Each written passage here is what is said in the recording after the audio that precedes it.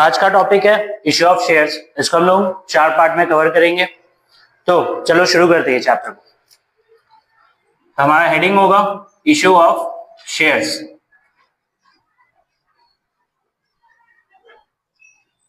अब शेयर्स को इश्यू कौन करता है? शेयर्स को इश्यू कंपनी करता है। अब कंपनी कौन होता है? कंपनी बेसिकली एक आर्टिफिशियल पर्सन होता है जो लॉ के नजर में एग्जिस्ट करता है और जिसका सेपरेट लीगल आइडेंटिटी होता है अपने मेंबर से। इसका मतलब क्या हुआ कि कंपनी के मेंबर्स का आइडेंटिटी अलग होगा और कंपनी का आइडेंटिटी अलग होगा, और कोई भी मेंबर के इंसॉल्वेंट होने से या डेथ होने से कंपनी के लाइफ पर कोई भी असर नहीं आएगा। ठीक है। अब मान लो कि मुझे एक कंपनी शुरू करना है जिसके लिए मुझे 20,000 करोड़ रुपए चाहिए। ठीक है। तो अगर मुझे 20,000 करोड़ रुपए चाहिए तो उतने पैसे तो मेरे पास नहीं है। ठीक है। तो मेरे पास क्या है? कंपनी स्टार्ट करने के लिए सिर्फ एक आइडिया है। ठीक है। तो ये आइडिया बेसिकली क्या है कि अगर मुझे कोई कंपनी स्टार्ट करना है तो मुझे पैसे चाहिए, और अगर मेरे पास सिर्फ आइडिया है और पैसे नहीं है तो जो पर्सन के पास आइडिया हो और जो कंपनी को स्टार्ट करने का प्रोसेस को इनिशिएट करे उसको हम लोग कहते हैं प्रमोटर। प्रमोटर किसको बोलेंगे? जिसके पास सिर्फ आइडिया हो और जो कंपनी को स्टार्ट करने के लिए स्टेप उठाए उसको कहते हैं प्रमोटर। ठीक है। अब जो प्रमोटर होता है वही कंपनी को शुरू करता है, वही शेयर्स को मार्केट में आगे इशू करता है। अब इसी से एक और टर्म आता है जिसको हम लोग कहते हैं ऑथराइज्ड कैपिटल। ऑथराइज्ड कैपिटल क्या होता है? ये एक मैक्सिमम अमाउंट होता है जो कि एक company maximum amount basically market से इशू कर सकता है अपने शेयर्स पब्लिक को देकर। ठीक है। अब मैक्सिमम अमाउंट लिखा कहां होता है? MOA में। MOA का मतलब क्या होता है? Memorandum of association. ठीक है। यहां पर ही कंपनी का मैक्सिमम लिमिट दिया रहता है कि कंपनी कितने रुपए तक वो अपने लिए रेज कर सकता है, जिसको हम लोग क्या कहते हैं? Authorised capital. अब ऑथराइज्ड कैपिटल से आता है कि इशूड कैपिटल। अब ऑथराइज्ड कैपिटल ऐसा होता है कि बेसिकली सारा का सारा अमाउंट तो कंपनी को जितना अलाउड है सारा तो कंपनी एक बार में इशू करेगी नहीं। कंपनी को जब जितनी जरूरत होगी वो उतने ही शेयर्स को इशू करेगी, उतने ही अमाउंट को बेसिकली लाने के लिए शेयर्स को इशू करेगी। अब इशूड कैपिटल क्या होता है? इशूड कैपिटल ऑथराइज्ड कैपिटल का एक पार्ट होता है कि मान लो अगर कंपनी का लिमिट है कि वो 20,000 करोड़ रुपए तक बेसिकली ले सकती है। अब कंपनी को 20,000 करोड़ की जरूरत नहीं है, कंपनी को फिलहाल सिर्फ 1,000 करोड़ की जरूरत है। तो कंपनी 1,000 करोड़ के लिए शेयर्स को डिवाइड करके पब्लिक में इशू करेगी। अब ऐसा भी हो सकता है कि कंपनी को पूरे 1,000 करोड़ मिल जाए। अगर पूरे 1,000 करोड़ मिल जाते हैं तो सब्सक्राइब कैपिटल और इशूड कैपिटल सेम हो जाते हैं कि तुमने जितना मार्केट में दिया और जितने पैसे मार्केट से डिमांड किए उतने पैसे तुम्हें मिल गए। और अगर मान लो तुमने जितने पैसे की डिमांड की थी पब्लिक को शेयर्स देकर और तुम्हें उतने पैसे नहीं मिलते हैं तो उसको हम लोग सब्सक्राइब कैपिटल नहीं कहेंगे। सब्सक्राइब कैपिटल हम कब कहेंगे? जब हमें जितने शेयर्स इशू किए हैं और उतने पैसे हमें वापस, मतलब बेसिकली उतने पैसे हमें मिल चुके हैं। ठीक है। उसे हम सब्सक्राइब कैपिटल कहेंगे। बट अगर हमें सारे शेयर्स पे पैसे नहीं मिलते तो उसे हम सब्सक्राइब कैपिटल नहीं कहेंगे। अब मिनिमम कैपिटल एक आता है कि मिनिमम कैपिटल हमें कितने की जरूरत होगी। हमने मान लो अगर 1,000 करोड़ के लिए शेयर्स को इशू किया है तो मिनिमम कैपिटल ऐसा होगा कि हमें कम से कम 90% ऑफ द पब्लिक से पैसे मिलने चाहिए, वरना कंपनी के शेयर्स इशू नहीं होंगे, कंपनी के शेयर्स वॉइड हो जाएंगे।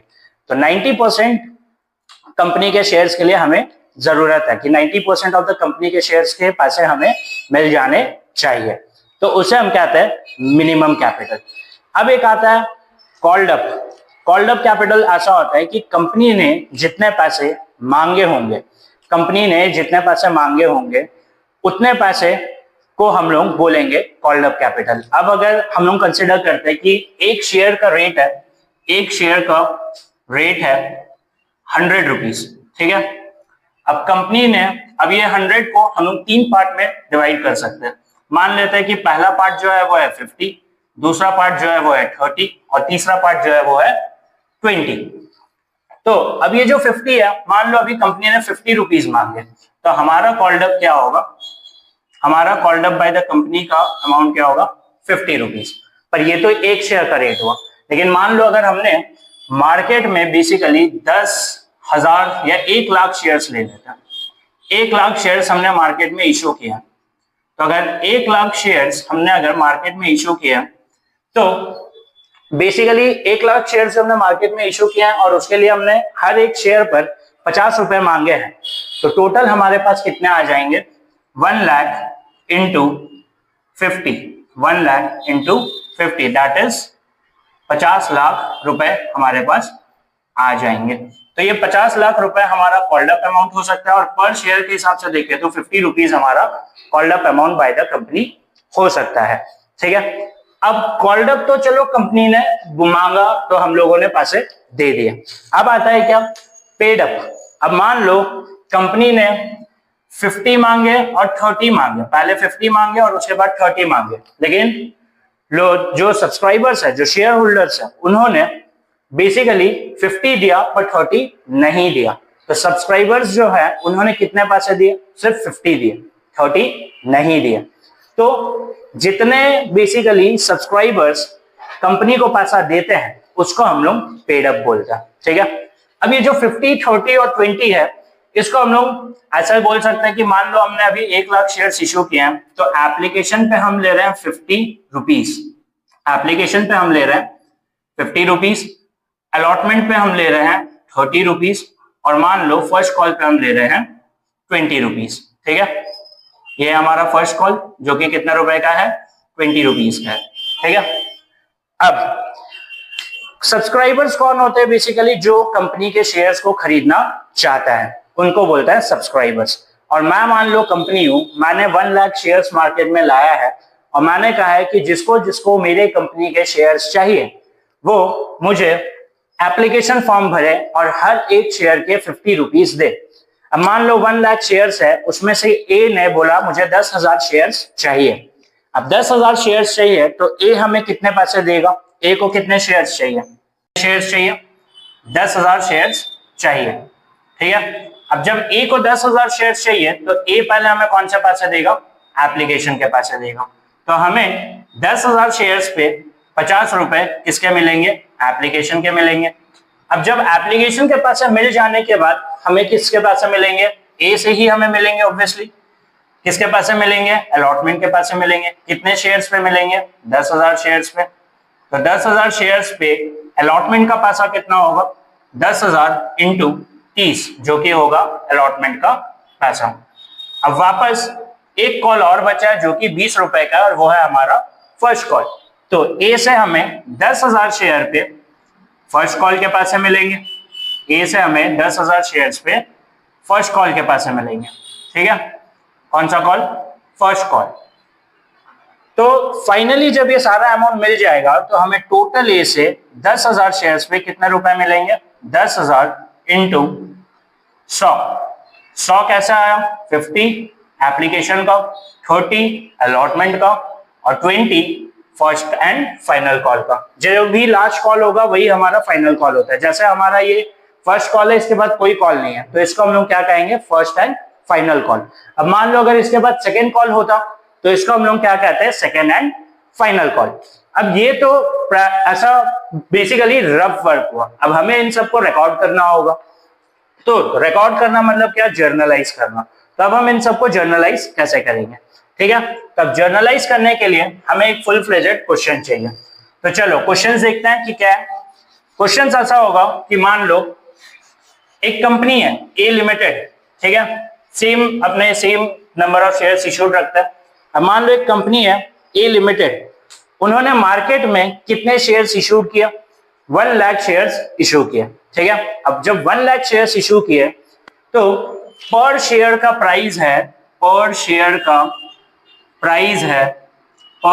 प्राइस कितना है, ₹50। पर शेयर का प्राइस है 50 रुपीज, ठीक है। अब बेसिकली ये जो 50 है, अब ये पेएबल कैसे होगा, ठीक है।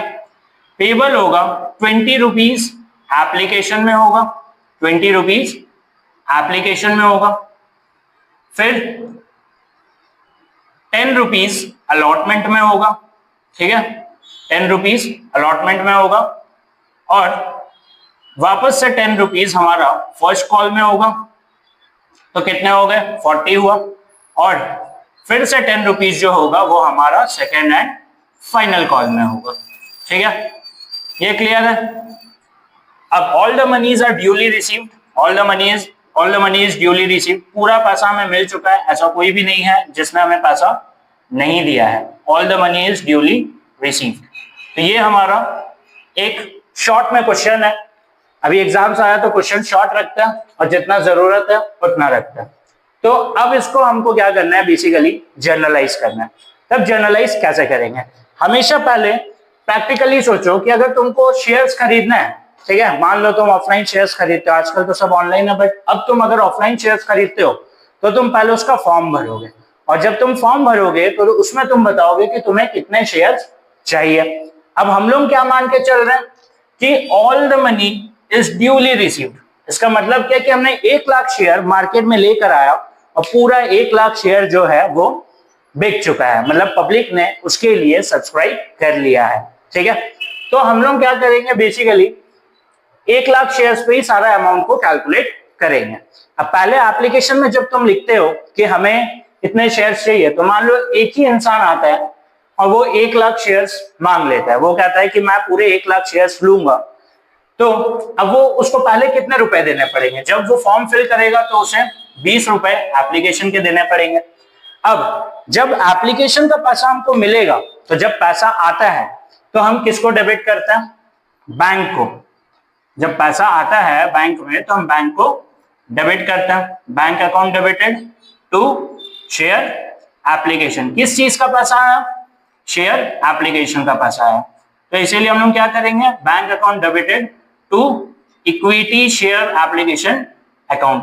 अब कितने पैसे आए, कितना शेयर्स है, 1 लाख शेयर्स है, 1 लाख शेयर्स है, एप्लीकेशन पे कितने रुपए मिलेंगे, 20 रुपए मिलेंगे, एप्लीकेशन पे 20 रुपए, तो हम लोग इक्विटी शेयर एप्लीकेशन में भी 20 रुपए ही डालेंगे। अब ये जो पैसे आने की एंट्री होती है, इसको हम लोग बोलते हैं receiving entry, receiving entry. Clear है। अब जब एप्लीकेशन होता है तो उसमें पहले रिसीविंग एंट्री होती है और उसके बाद ट्रांसफर एंट्री होती है। तो जब पैसे आ चुके हैं उसको हम लोग क्या करेंगे, बेसिकली ट्रांसफर करेंगे। कहां ट्रांसफर करेंगे, कौन सा अकाउंट बनता है जब शेयर से हमको पैसे मिलते हैं, कौन सा अकाउंट बनता है जब शेयर से हमको पैसे मिलते हैं, share capital account. Share capital account क्या होता है, शेयर कैपिटल अकाउंट एक ऐसा अकाउंट होता है जिसमें हमको शेयर से जितने भी पैसे मिलते हैं हम इस अकाउंट में उस पैसे को डालते हैं। और शेयर कैपिटल अकाउंट बिजनेस के लिए क्यों जरूरी है, शेयर कैपिटल अकाउंट बिजनेस के लिए इसलिए जरूरी है क्योंकि ये बिजनेस को फंड करता है, ये बिजनेस को पैसे देता है। जब बिजनेस को पैसे की जरूरत होती है या कंपनी को पैसे की जरूरत होती है तो कंपनी मार्केट में शेयर्स लेकर आता है और शेयर से जितने पैसे आते हैं वो सारे शेयर कैपिटल अकाउंट में जाते हैं। अब अगर ऑथराइज कैपिटल से ज्यादा अगर कंपनी को पैसे की जरूरत है तो कंपनी को बैंक से लोन लेना पड़ता है। मान लो कि ये जो 1 लाख शेयर्स मैंने इशू किए हैं 50 रुपीज के, तो अगर मुझे इससे ज्यादा पैसे की जरूरत है तो मुझे बैंक से लोन, बेसिकली ऑथराइज कैपिटल अगर इसका कंसिडर कर लेता है 10 लाख रुपए, और अगर कंपनी को 11 लाख रुपए चाहिए तो 10 लाख रुपए तक तो कंपनी शेयर से ले सकता है, बट बाकी का 1 लाख रुपया उसे बैंक से बेसिकली लोन लेना पड़ेगा। बट वो बात का बात है, अभी तो फिलहाल 1 लाख शेयर्स हैं और हमें इसको ट्रांसफर करना है। तो इसको हम ट्रांसफर कैसे करेंगे, कौन सा पैसा हमें मिला है अभी, इक्विटी शेयर एप्लीकेशन का, ठीक है, इक्विटी शेयर एप्लीकेशन का पैसा हमें मिला है, equity share application account debited, equity share application account debited. और कहां ट्रांसफर करेंगे, कौन से अकाउंट में ट्रांसफर करेंगे, इक्विटी शेयर कैपिटल अकाउंट में। कहां पर, इक्विटी शेयर कैपिटल अकाउंट में। क्लियर है क्या, पूरा अमाउंट ट्रांसफर कर देंगे क्या, जी पूरा अमाउंट ट्रांसफर कर देंगे, 1 लाख इंटू 20, 1 लाख इंटू 20। तो ये तो हमने क्या रिकॉर्ड कर लिया, एप्लीकेशन का पैसा हमने रिसीव कर लिया और उसको ट्रांसफर कर लिया है। अब एप्लीकेशन के बाद क्या आएगा, अलॉटमेंट आएगा। तो अलॉटमेंट में क्या होगा, बेसिकली अब अलॉटमेंट की एंट्री को हम रिकॉर्ड करेंगे। अब बेसिकली कंपनी को पता चल चुका है, कंपनी को पता चल चुका है कि उनके शेयर होल्डर्स कौन है। ऑब्वियसली जो एप्लीकेशन का फॉर्म भरेगा वही उनके शेयर होल्डर्स होंगे। जो एप्लीकेशन का फॉर्म भरेगा वही उनके क्या होंगे, शेयर होल्डर्स होंगे। अब कंपनी को पता है कि उनके शेयर होल्डर्स कौन है, कौन होंगे उनके शेयर होल्डर्स, जिन्होंने एप्लीकेशन का फॉर्म भरा है और उसके ऊपर पैसा दे दिया है। तो अब बेसिकली जिन्होंने एप्लीकेशन का पैसा दिया, अब वो कौन सा पैसा देंगे, कौन सा पैसा देंगे, अलॉटमेंट का पैसा देंगे। अब क्या वैसे ही होगा कि पहले अलॉटमेंट का पैसा लेंगे फिर उसको ट्रांसफर करेंगे, नहीं, पहले हम लोग अलॉटमेंट के पैसे का ड्यू एंट्री करेंगे। पहले तो हम पैसे मांगते हैं फिर हमें पैसे मिलते हैं, ठीक है। रियल लाइफ में भी क्या होता है, पैसे हम मांगते हैं तब हमें पैसे मिलते हैं। तो जब पैसे मांगते हैं तो उसको हम लोग कहते हैं कौन सा एंट्री, ड्यू एंट्री। कौन सा एंट्री, ड्यू एंट्री। तो ड्यू एंट्री अलॉटमेंट का कैसे होगा, सिंपल है कि ड्यू एंट्री क्या होगा, share allotment account, share allotment account debited to share equity share capital account. Equity लिखना नहीं भूलना है, मार्क्स कट जाएगा। इक्विटी शेयर कैपिटल लिखना बहुत ज्यादा इंपॉर्टेंट है। मैं यहाँ पे फाइनल अमाउंट नहीं लिख रहा हूं ताकि तुम लोगों को बेसिकली समझ आए कि कैसे हैंडल हो रहा है और कैसे कैलकुलेशन हो रहा है। 10 रुपए अलॉटमेंट के और कितने शेयर है अपने पास, कितने इशू किए हैं, 1 लाख इशू किए हैं। तो 1 लाख इंटू 10 और यहाँ पर 1 लाख इंटू 10। तो ये तो क्या हो गया, ड्यू एंट्री, पैसे हमने मांगे हैं। अब जब ड्यू एंट्री हो जाएगा तो जब हमने पैसे मांग लिया तो अब क्या होगा, पैसे मांग लिए तो पैसे आएंगे, तो पैसे आएंगे तो उसको कौन सा एंट्री बोलेंगे, रिसीविंग एंट्री। कौन सा एंट्री, रिसीविंग एंट्री। तो जब पैसे आ रहे हैं तो पैसे कहाँ आएंगे, बैंक में। तो जब बैंक में पैसे आते हैं तो हम बैंक को डेबिट करते हैं, बैंक अकाउंट डेबिटेड। क्यों आए पैसे, कहां से आ रहे हैं पैसे, अलॉटमेंट के पैसे आ रहे हैं, तो to share allotment account. Clear है क्या, टू शेयर अलॉटमेंट अकाउंट। अब यहां पर अमाउंट क्या आएगा, सेम अमाउंट आएगा 1 लाख 10 रुपए करके, और यहां पर भी 1 लाख 10 रुपए करके। क्लियर है क्या, कोई दिक्कत है। अब हमने अलॉटमेंट की एंट्री भी पार कर ली है। अब सेम चीज हम लोग करेंगे फर्स्ट कॉल के साथ और सेकेंड कॉल के साथ, ठीक है। तो यहां कंफ्यूज नहीं होना है कि अलॉटमेंट भी 10 है, फर्स्ट कॉल भी 10 है, सेकेंड एंड फाइनल कॉल भी 10 है। ये हर बार ऐसा सेम नहीं होता है, ठीक है। अलग अलग अमाउंट हो सकता है, मैं आप लोगों को समझा रहा हूं इसीलिए इसमें बेसिकली अमाउंट सेम रखा है मैंने, बाकी हर बार अमाउंट अलग अलग होगा। क्लियर है क्या। अब हम लोग क्या करेंगे, बेसिकली फर्स्ट कॉल पे करेंगे फर्स्ट कॉल की एंट्री। अब फर्स्ट कॉल का भी जब हमको पैसा चाहिए तो हमें क्या करना होगा, पैसा मांगना होगा। तो जब हम पैसे मांगेंगे तो ऑब्वियसली पहले कौन सी एंट्री आएगी, ड्यू एंट्री। पैसे मांगेंगे तो ड्यू, और जब पैसे आ जाएंगे तो रिसीविंग एंट्री। तो फर्स्ट कॉल के पैसे अब हम मांगेंगे कितने शेयर्स पे, 1 लाख शेयर्स पे। तो वापस पहले कौन सी एंट्री, ड्यू एंट्री। एकदम सेम है अलॉटमेंट की तरह, बस अलॉटमेंट की जगह क्या आ जाएगा, फर्स्ट कॉल आ जाएगा। तो चलिए देखते हैं कैसे होगा। Share first call account debited, share first call account debited. इसको कहां ट्रांसफर करेंगे, शेयर से जो भी पैसे आते हैं वो कौन से अकाउंट में आते हैं, शेयर कैपिटल अकाउंट में आते हैं। तो शेयर फर्स्ट कॉल का जो भी पैसा आएगा वो भी इक्विटी शेयर कैपिटल अकाउंट में आएगा। ई का मतलब है इक्विटी, तो इक्विटी शेयर कैपिटल अकाउंट। कितने पैसे आ रहे हैं, कितने शेयर्स हैं, 1 लाख शेयर्स हैं। फर्स्ट कॉल का पैसा कितना है, 10 रुपया। तो यहां पर भी सेम होगा, 1 लाख इंटू 10 होगा। अब पैसे तो मांग लिए, उसकी एंट्री कर लिए, अब पैसे मिलेंगे। तो पैसे मिलेंगे तो कौन सी एंट्री करेंगे, रिसीविंग एंट्री। कौन सी एंट्री, रिसीविंग एंट्री। क्लियर है क्या, रिसीविंग एंट्री। तो जब रिसीविंग एंट्री करेंगे तो जब पैसे मिल रहे हैं तो पैसे कहां मिलेंगे, बैंक में मिलेंगे। तो बैंक को हम क्या करेंगे, डेबिट करेंगे, बैंक अकाउंट डेबिटेड। कौन से पैसे आए हैं, एक शेयर फर्स्ट कॉल अकाउंट आया है, शेयर फर्स्ट कॉल अकाउंट आएगा। क्यों शेयर फर्स्ट कॉल अकाउंट आएगा, क्योंकि फर्स्ट कॉल के पैसे हमें मिल रहे हैं। अमाउंट क्या आएगा, वही 1 लाख शेयर्स। कितना है फर्स्ट कॉल का अमाउंट, 10 रुपए, ठीक है। तो ये 10 और यहां पर भी 1 लाख इंटू 10। क्लियर है क्या। तो ये तो फर्स्ट कॉल हो गया। अब हम लोग final second and final call का 10 रुपए का एंट्री करेंगे, ठीक है। तो अब हम लोग second basically second and final call का एंट्री करेंगे। अब वापस से सेकेंड एंड फाइनल कॉल, वही सेम प्रोसेस। पहले क्या करना पड़ेगा, पहले पैसे मांगने पड़ेंगे। अब जब पहले पैसे मांगेंगे फिर हमें पैसे मिलेंगे, और जब हम पैसे मांगेंगे तो पहले कौन सी एंट्री आएगी, ड्यू एंट्री आएगी। पहले कौन सी एंट्री आएगी, ड्यू एंट्री आएगी, ठीक है। तो जब ड्यू एंट्री होगा तो बेसिकली क्या होगा, due entry share second and final call account debited, second and final call account debited, share second and final call account debited to equity share capital. पहले तो हम पैसे मांगेंगे ना, to equity share capital account, ठीक है। अब जब पैसे मांग लिए हैं तो पैसे मिलेंगे, लेकिन इसमें पैसे मिलने कितने चाहिए थे, कितने शेयर्स हैं हमारे पास, 1 लाख शेयर्स हैं, और सेकेंड कॉल का अमाउंट क्या है, 10 रुपए है। तो यहां पर भी वैसे ही 1 लाख इंटू 10। अब ये तो हो गया ड्यू एंट्री।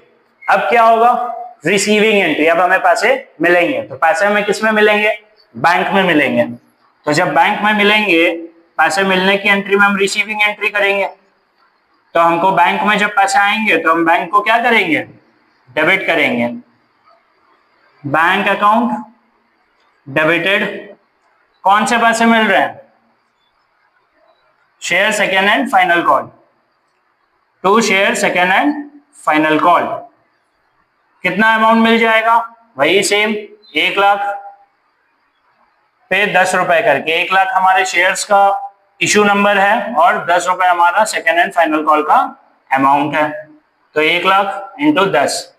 और यहाँ पर नरेशन तो आप लोग लिख ही सकते हो, 11 में नरेशन बहुत पड़ा होगा जनरल एंट्री में। तो यहाँ आप लोगों को हर एंट्री के बाद नरेशन लिखना है। अगर आप नरेशन नहीं लिखते हैं तो भी आपके मार्क्स कट जाते हैं। नरेशन लिखना बहुत ज्यादा जरूरी है। सारे एंट्री में करना है, ऐसा नहीं है कि सिर्फ सेकेंड एंड फाइनल कॉल में, फर्स्ट कॉल, अलॉटमेंट, एप्लीकेशन, सब में narration is very very important. Clear है क्या? तो अब हम लोग, ये तो बेसिक हो गया। अब ये तो जितने रुपए का शेयर था उतने रुपए का बिका, मतलब पर शेयर प्राइस है, मान यही इसका फेस वैल्यू है 50 रुपए। ये जो 50 रुपए का हमने शेयर बेचा, 20 रुपए एप्लीकेशन में, 10 रुपए अलॉटमेंट में, 10 फर्स्ट कॉल में और 10 सेकेंड एंड फाइनल कॉल में। तो ये तो जितना शेयर का फेस वैल्यू था उतने में हमने बेचा। अब जो हमारा अगला, तो अपना अभी का जो टॉपिक है वो क्या है, सिक्योरिटी प्रीमियम। क्या है, सिक्योरिटी प्रीमियम। अब सिक्योरिटी प्रीमियम क्या होता है कि कंपनी के शेयर्स का जो फेस वैल्यू होता है उससे ज्यादा में अगर कंपनी मार्केट में शेयर्स को लेकर आती है, उसको हम लोग क्या कहते हैं, सिक्योरिटी प्रीमियम। अब मान लो कि एग्जांपल ले लेते हैं रतन टाटा का। टाटा का गुडविल बहुत अच्छा है, तो टाटा पे लोगों का ट्रस्ट है। तो टाटा अगर अपने कंपनी के शेयर्स का फेस वैल्यू से ज्यादा इशू करे, मतलब कंपनी के शेयर्स को अपने फेस वैल्यू के प्राइस से ज्यादा में अगर वो इशू करे अपने कंपनी के शेयर्स को, तो क्या होगा कि लोग उस पर इन्वेस्ट करेंगे, लोग अपने पैसे लगाएंगे। अब मान लो कि हमारी कंपनी का भी गुडविल उतना ही अच्छा है, तो इसीलिए हम अपने कंपनी के शेयर्स को more than the face value market में लेकर आते हैं, ठीक है। तो उसे हम कहते हैं सिक्योरिटी प्रीमियम। अब मान लो हमारी कंपनी का फेस वैल्यू है 10 रुपए, लेकिन हम कंपनी के शेयर को मार्केट में इशू कर रहे हैं 20 रुपए में। क्यों? क्योंकि लोगों को हम पर ट्रस्ट है, हम अच्छा कर सकते हैं, इसीलिए लोग हम पर इन्वेस्ट करेंगे और हमारी पैसे की डिमांड पूरी हो जाएगी। बट अगर कंपनी का गुडविल खराब है तो फिर कंपनी सिक्योरिटी प्रीमियम में basically more than the face value shares को इशू नहीं कर सकता, ठीक है। अब इसके ऊपर हम लोग एक क्वेश्चन करेंगे जिसके माध्यम से आप लोगों का सारा डाउट्स बेसिकली या जो भी क्वेश्चन है वो क्लियर हो जाएगा। तो हम लोग एग्जाम्पल क्या करते हैं, सेम रखते हैं, थोड़ा सा चेंजेस करते हैं। जैसे कि 1 लाख शेयर्स है, 1 लाख शेयर्स ही इशू होंगे मार्केट में, ठीक है। अब फेस वैल्यू जो है वो कंपनी का वो है 50 रुपीज, ठीक है। फेस वैल्यू पर शेयर का फेस वैल्यू क्या है, 50 रुपीज। बट हम जो है हम इशू करेंगे इस शेयर को, मान लेते हैं कि हम इस शेयर को इशू करते हैं बेसिकली 70 रुपीज, 80 रुपीज में इशू करते हैं। 70 रखेंगे तो यहाँ 20 एप्लीकेशन से सेम हो जाएगा। तो हम लोग क्या करते हैं, शेयर्स को 80 रुपीज में इशू करते हैं कि अब हमारा जो है सिक्योरिटी प्रीमियम रिजर्व आने के बाद हमने इशू किया है शेयर को कितने रुपए में, 80 रुपीज में। कितने में, 80 रुपीज में, ठीक है। हमारा फेस वैल्यू था 50 हमारा फेस वैल्यू था 50 और हमारा सिक्योरिटी प्रीमियम मतलब एक्स्ट्रा में more than the face value में हमें शेयर को इशू कर रहे हैं 80 रुपीज में।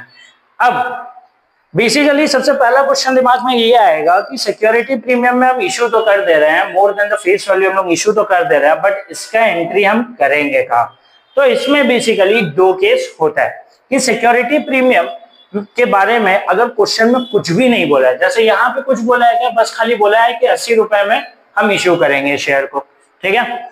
तो हमारी कंपनी का फेस वैल्यू था 50 और सिक्योरिटी प्रीमियम है 80, तो 80 माइनस 50, 80 माइनस 50 कितने रुपए ज्यादा में हम इश्यू कर रहे हैं?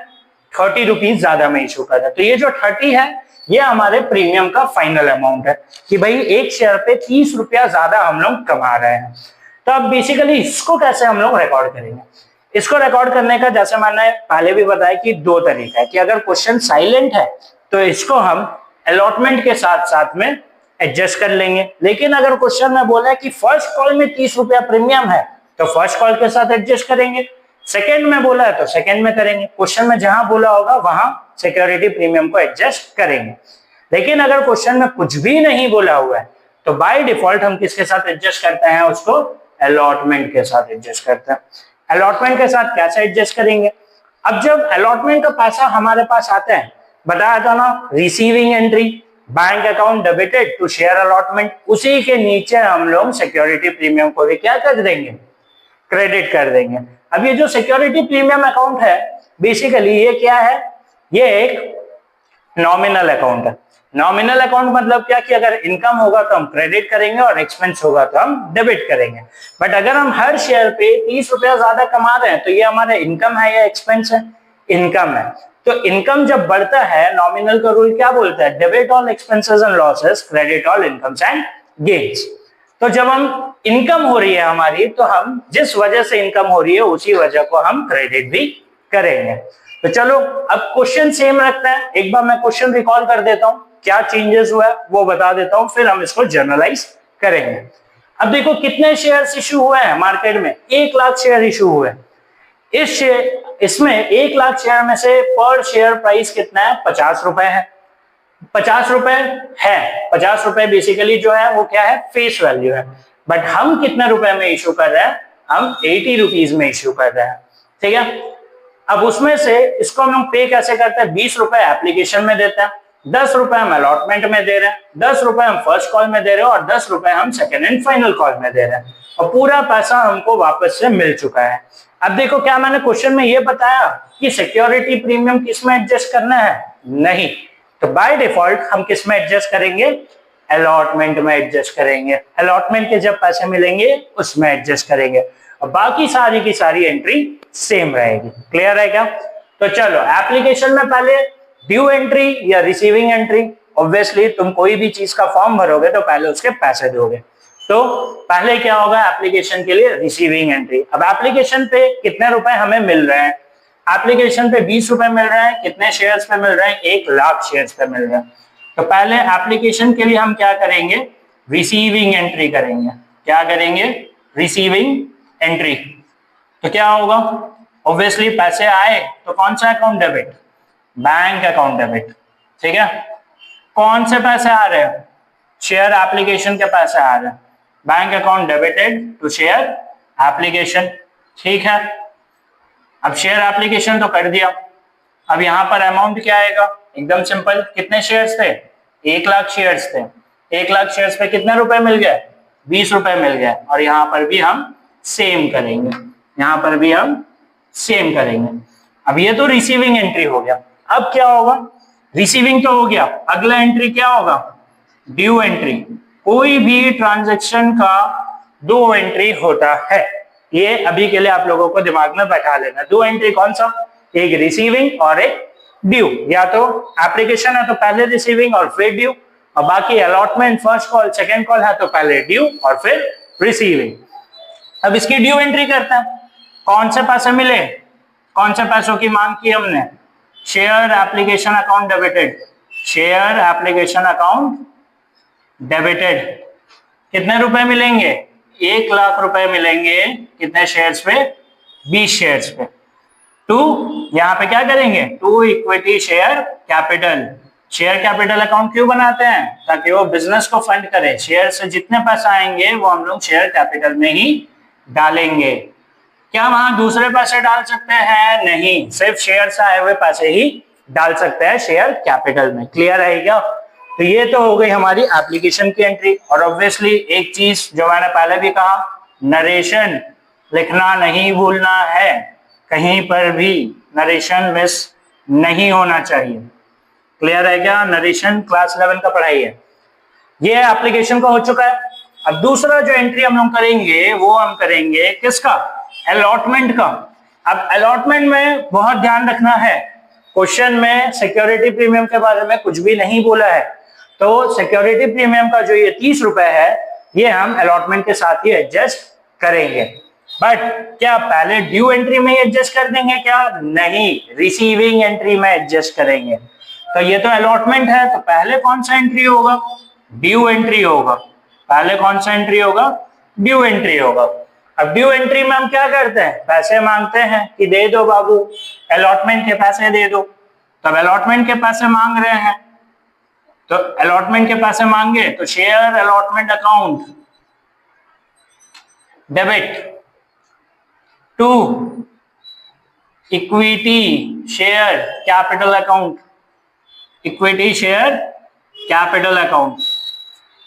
अब मजे की बात यह है कि अलॉटमेंट पे कितने रुपए मिलने वाले थे? 10। लेकिन प्रीमियम भी तो अलॉटमेंट के साथ जाएगा, तो टोटल हमें कितने रुपए मिलेंगे? यहां पर हमें टोटल कितने रुपए मिलेंगे? 10 प्लस 30। ये 30 क्यों मिलेंगे? क्योंकि प्रीमियम है। अब आप बोलोगे आपने तो बोला कि रिसीविंग के साथ एडजस्ट करना, बट टोटल पैसा तो तुम 40 ही मांगोगे ना, क्योंकि तुम तो प्रीमियम में बेच रहे हो। अब क्वेश्चन साइलेंट है तो प्रीमियम तो अलॉटमेंट में एडजस्ट होगा। तो तुम टोटल कितने रुपए मांग रहे हो? 40 रुपए मांग रहे हो। कितने शेयर्स पर मांग रहे हो? 1 लाख शेयर्स पे मांग रहे हो। तो यहां पर तुम्हारा अमाउंट क्या आएगा? 1 लाख इंटू 40। यहां पर तुम्हारा अमाउंट क्या आएगा? 1 लाख इंटू 40। क्लियर है क्या? अब ये तो हो गया ड्यू एंट्री। अब ये 40 रुपए हमें 1 लाख शेयर्स पे मिलेंगे, तो अब कौन सा एंट्री होगा? रिसीविंग एंट्री होगा। रिसीविंग एंट्री होगा। Receiving entry. अब रिसीविंग एंट्री मतलब बैंक में पैसा है, तो बैंक अकाउंट डेबिट। कौन से पैसे आए? इक्विटी शेयर अलॉटमेंट अकाउंट, मतलब ऑब्वियसली शेयर अलॉटमेंट के पैसे आए। शेयर अलॉटमेंट के पैसे आए, ठीक है। अब मैंने बोला था ना, शेयर अलॉटमेंट के साथ साथ ही सिक्योरिटी प्रीमियम को भी एडजस्ट करेंगे। सिक्योरिटी प्रीमियम क्या है? फेस वैल्यू से ज्यादा में शेयर बेचना। अगर कोई भी चीज को हम लोग उसके फेस वैल्यू से ज्यादा में बेचेंगे तो हमारी कमाई होगी, और जो कमाई होती है उसको हम लोग क्रेडिट करते हैं। क्यों क्रेडिट करते हैं? क्योंकि वो नॉमिनल अकाउंट का रूल कहता है credit all incomes and gains. तो यहां पर क्या होगा? टू सिक्योरिटी प्रीमियम अकाउंट होगा। Security premium account. क्लियर है? अब अमाउंट कैसे कैसे आएगा? टोटल अमाउंट तो तुमको 1 लाख इंटू 40 आना ही है बैंक में। 1 लाख इंटू 40 आ जाएगा। सिर्फ अलॉटमेंट के रुपए कितने थे? सिर्फ अलॉटमेंट के रुपए 10 रुपए। तो यहां क्या आएगा? 1 लाख इंटू 10 रुपए। सिर्फ सिक्योरिटी प्रीमियम के पैसे कितने थे? 30। तो 1 लाख इंटू 30। अब आप जब ये सब का टोटल करोगे तो ये दोनों, इन दोनों को ऐड करने से ये अमाउंट आएगा। और ऑब्वियसली एक बात जो कभी नहीं भूलना, वो क्या है? नरेशन। नरेशन लिखना नहीं भूलना है। क्लियर है क्या? सिंपल है। अब ये तो मैंने अलॉटमेंट के साथ एडजस्ट कर दिया। अब वैसे ही first call, second and final call का एंट्री करना है, जैसे कि हमने पहले वाले क्वेश्चन में किया था। अब क्या, अब कोई झंझट है क्या? अब कोई प्रीमियम का कहीं झंझट है? नहीं, अब प्रीमियम का कोई भी झंझट नहीं है। तो ये तो हमने जो किया ये किसका था? ये दोनों एंट्री हमारा अलॉटमेंट का था, ठीक है। अब हम जो एंट्री करेंगे वो करेंगे फर्स्ट कॉल का। अब हम जो एंट्री करेंगे वो हम करेंगे किसका? फर्स्ट कॉल का। तो कोई प्रीमियम का झंझट नहीं, एकदम सिंपल। तो चलो देखते हैं क्या होगा। ड्यू एंट्री क्या होगा? Share first call account debited. Share first call account debited to क्या होगा, इक्विटी शेयर कैपिटल अकाउंट होगा, इक्विटी शेयर कैपिटल अकाउंट होगा। कितना शेयर्स था, 1,00,000 शेयर्स था, कितने रुपए, 10 रुपए, तो 1,00,000 शेयर्स पे 10 रुपए, 1,00,000 शेयर्स पे 10 रुपए। और ये तो ड्यू एंट्री हो गया। अब हम लोग क्या करेंगे, रिसीविंग एंट्री करेंगे। तो फर्स्ट कॉल का ड्यू एंट्री हो चुका है, तो अब हम कौन सा एंट्री करेंगे, रिसीविंग एंट्री करेंगे। क्लियर है क्या? तो ये ड्यू एंट्री हो चुका है, ऑब्वियसली यहाँ क्या नहीं भूलना है, नरेशन, नरेशन नहीं भूलना है। क्लियर है? अब ड्यू एंट्री हो चुका है, अब फर्स्ट कॉल का हम लोग कौन सा एंट्री करेंगे, रिसीविंग एंट्री करेंगे। तो रिसीविंग एंट्री चलिए करते हैं, रिसीविंग एंट्री। ये तो ड्यू एंट्री था फर्स्ट कॉल का। अब इसका रिसीविंग एंट्री हम ऊपर कर रहे हैं, यहाँ RECEIVING, रिसीविंग एंट्री।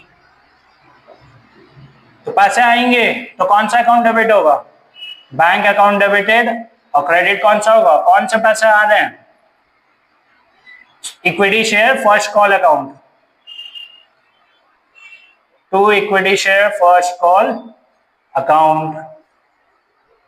अमाउंट क्या होगा, 1,00,000 पे 10 रुपए, यहां पर भी 1,00,000 पर 10 रुपए। क्या नहीं भूलना है, नरेशन, नरेशन नहीं भूलना है।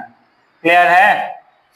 अब ऐसे ही क्या सेकेंड एंड फाइनल कॉल का एंट्री हो जाएगा, क्योंकि यहां पर कहीं पर भी प्रीमियम नहीं है, तो सेम एंट्री होगा जैसे due entry second and final call का। Share second and final call account debited 1,00,000 into 10 to equity share capital 1,00,000 into 10। Coincidentally है अमाउंट सेम है, एग्जाम में अमाउंट सेम नहीं होगा। फिर रिसीविंग एंट्री, ऑब्वियसली पैसा कहाँ आएगा, बैंक में आएगा, तो bank account debited to equity share second and final call 1,00,000 into 10, 1,00,000 into 10। भूलना क्या नहीं है, नरेशन नहीं भूलना है। तो सिक्योरिटी प्रीमियम सिंपल था, लेकिन अगर यहाँ फर्स्ट कॉल में अगर हम लोग को करना होता सिक्योरिटी प्रीमियम, तो ये 10 और यहाँ पर और 30 बढ़ जाता। अगर फर्स्ट कॉल में एडजस्टमेंट करने बोला होता तो ये बढ़ जाता, और यहाँ एक चीज और बढ़ जाता जो होता to security premium reserve account. तो यहाँ 1,00,000 इंटू 40 हो जाता, यहाँ 1,00,000 इंटू 10 और यहाँ 1,00,000 इंटू 30 हो जाता, अगर ये हमें फर्स्ट कॉल में क्वेश्चन में एडजस्ट करने बोला गया होता तो। लेकिन ऐसा तो नहीं था, इसलिए हमने इसके पहले ही अलॉटमेंट में एडजस्ट कर दिया था। बट अगर फर्स्ट कॉल में बोला होता तो कुछ इस प्रकार की हमारी एंट्रीज होती। क्लियर है क्या, कोई दिक्कत? आगे बढ़ते हैं। अब सिक्योरिटी प्रीमियम, तो ये कंसेप्ट खत्म हो चुका है सिक्योरिटी प्रीमियम का। अब जो हमारा दूसरा, अब इश्यू ऑफ शेयर्स जो है, बेसिकली शेयर्स जो है वो दो तरीके से इश्यू हो सकता है। शेयर्स जो है वो कितने तरीके से इश्यू हो सकता है, दो तरीके से इश्यू हो सकता है। कौन सा है वो दो तरीका, एक है एट पार, एक है एट पार और दूसरा है एट प्रीमियम। एक है एट पार और दूसरा है एट प्रीमियम। अब एट पार का मतलब क्या होता है कि कंपनी के शेयर का जो फेस वैल्यू है वो इश्यू प्राइस के बराबर होगा। एफवी का मतलब होता है फेस वैल्यू और आईपी का मतलब होता है इश्यू प्राइस। अब कंपनी का जो फेस वैल्यू है वो इश्यू प्राइस के बराबर हो। फेस वैल्यू का मतलब क्या होता है कि आज के दिन में हमारे कंपनी के एक शेयर का रेट कितना है, वो होता है फेस वैल्यू। और इश्यू प्राइस क्या होता है कि कंपनी कितने में मार्केट में उस शेयर को लिस्ट करती है, उसको बोलते हैं इश्यू प्राइस। जब फेस वैल्यू और इश्यू प्राइस बराबर हो, मान लो कि कंपनी का फेस वैल्यू भी 10 है और कंपनी के शेयर के फेस वैल्यू, कंपनी का शेयर का फेस वैल्यू भी 10 है और कंपनी मार्केट में भी 10 रुपए में ही उस शेयर को ला रही है, तो फेस वैल्यू किसके बराबर हो जाएगा, इश्यू प्राइस के बराबर हो जाएगा। और एट प्रीमियम का मतलब क्या होता है, जब कंपनी का एक शेयर का फेस वैल्यू से ज्यादा कंपनी का इश्यू प्राइस हो। मान लो कि फेस वैल्यू कंपनी का 10 था और कंपनी ने इश्यू किया 12 में, तो ये हुआ प्रीमियम में इश्यू करना। यहां पर हमारा प्रीमियम कितने रुपए का हो गया, 2 रुपए का प्रीमियम हो गया। मतलब कंपनी ने 2 रुपए ज्यादा में अपने शेयर को लिस्ट किया है। ठीक है, तो ये था एट पार और एट प्रीमियम। अब एट पार के अंदर दो तरीके और आते हैं और वैसे ही प्रीमियम के अंदर भी दो तरीके और आते हैं। पार के अंदर एक तरीका है लमसम, एक तरीका है लमसम और दूसरा तरीका है इंस्टॉलमेंट, दूसरा तरीका है इंस्टॉलमेंट। वैसे ही प्रीमियम के अंदर भी पहला तरीका जो होगा वो होगा लमसम और दूसरा तरीका जो होगा वो होगा इंस्टॉलमेंट, दूसरा तरीका जो होगा वो होगा इंस्टॉलमेंट। अब लमसम और इंस्टॉलमेंट का क्या मतलब है? लमसम का मतलब ये होता है कि इकट्ठे पैसे लेना। एक ही बार में कंपनी मान लेते हैं कि 1 लाख शेयर लेकर आती है और 10 रुपए में लेकर आती है, तो कंपनी 3 रुपए एप्लीकेशन में, 2 रुपए अलॉटमेंट में ऐसे पैसे नहीं लेगी। कंपनी एक ही बार में सीधा 10 रुपए हर शेयर के ले लेगी, जितना भी पब्लिक शेयर खरीद रहा होगा। मान लो 1 लाख शेयर बिका तो कंपनी एक ही बार में 1 लाख शेयर पे 10 रुपए ले लेगी। तो 1 लाख इंटू 10 1 लाख हो, 1 लाख इंटू 10 10 लाख हो गया, तो वो हुआ लमसम। इसका मतलब क्या कि कंपनी ने पैसे इकट्ठे ले लिए। और इंस्टॉलमेंट का मतलब क्या होता है? इंस्टॉलमेंट का मतलब ये होता है बेसिकली कि कंपनी टुकड़ों में पैसे को लेगी। मान लो 10 रुपए का भी अगर हमारा शेयर है तो 3 रुपए एप्लीकेशन में लिए, 2 रुपए अलॉटमेंट में लिए, 1 रुपए फर्स्ट कॉल में ले लिया। तो अब तक कितने रुपए ले लिए कंपनी ने? 6 रुपए, और बचे हुए 4 रुपए कंपनी ने सेकेंड एंड फाइनल कॉल में ले लिए। तो इसको कहते हैं टुकड़ों में पैसा लेना, जिसका दूसरा नाम है इंस्टॉलमेंट में पैसे को लेना। अब लमसम में कैसे होता है, चलिए एक क्वेश्चन के द्वारा समझने की कोशिश करते हैं। अब हम जो क्वेश्चन कर रहे हैं वो कौन सा क्वेश्चन होगा? लमसम से होगा। लमसम का मतलब क्या होगा? इकट्ठे पैसे लेना। तो एकदम शॉर्ट में एक क्वेश्चन लिखते हैं। मान लेते हैं कि एक कंपनी है XYZ, कोई भी कंपनी का नाम ले लो, वो 2 लाख शेयर्स लेकर आती है। 2 lakh shares offer to public, ठीक है, पब्लिक को 2 लाख शेयर्स को ऑफर करती है, मान लेते हैं 10 रुपए में, एट ₹10 ईच। क्लियर है क्या? 2 लाख शेयर्स को वो 10 रुपए एक शेयर का दाम रख के पब्लिक को ऑफर करती है। अब लमसम है तो इसका मतलब क्या है कि पूरा पैसा कंपनी इकट्ठे मांगेगी। तो कंपनी ये भी लिख देगी कि पेबल ऑन एप्लीकेशन इटसेल्फ। इसका मतलब यह है कि जब अप्लाई करोगे तभी ही पैसे दे दो। Payable on application itself, payable on application itself. तो इसका मतलब क्या कि पहले जब आप शेयर के लिए अप्लाई करोगे तभी ही आपको पैसे दे देना है।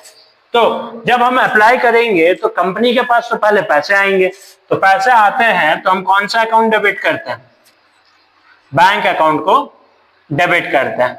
अब बैंक अकाउंट को तो डेबिट कर दिया, अब यहाँ पे शेयर एप्लीकेशन नहीं लिख के हम क्या लिखेंगे? Share application and allotment account. क्यों शेयर एप्लीकेशन एंड अलॉटमेंट लिख रहा है?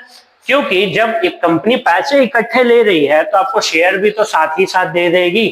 तो जब आपने पैसे दिए तो कंपनी ने आपको साथ साथ शेयर को अलॉट कर दिया है। तो bank account debited to share application and allotment account, share application and share allotment account. अब यहां पे अमाउंट कितना आएगा? 2 लाख रुपए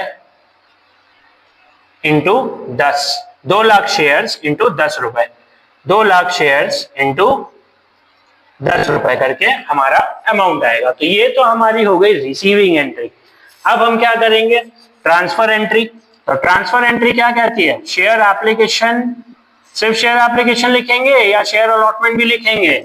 जब कंपनी ने पैसे साथ में ले लिए और शेयर साथ में अलॉट कर दिया है तो शेयर एप्लीकेशन अकाउंट के साथ साथ हम शेयर अलॉटमेंट अकाउंट भी लिखेंगे। Share application and allotment account debited to equity, E as in equity, SH as in share, to equity share capital account।